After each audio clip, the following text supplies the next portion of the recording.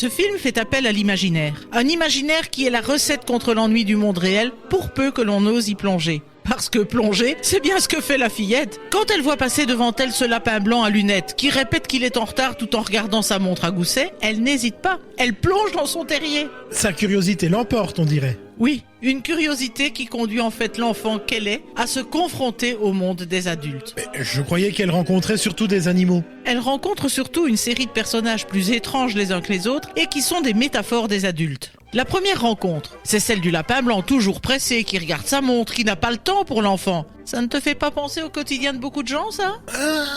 Vu comme ça, effectivement.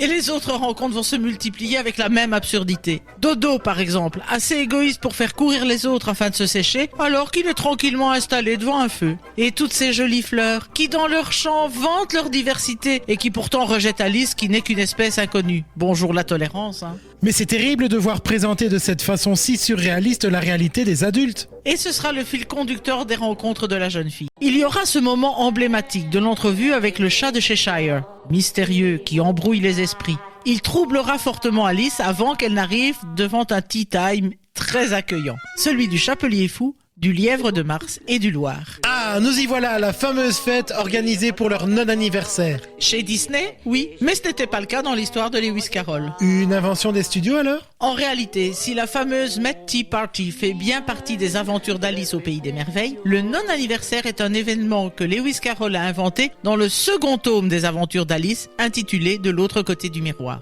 Et c'était une très bonne idée de lier les deux, cela donnera quand même l'une des chansons les plus emblématiques du film. Il faut dire que pour ce grand moment festif, il fallait un univers musical rythmé qui traduise l'absurdité de cette fête.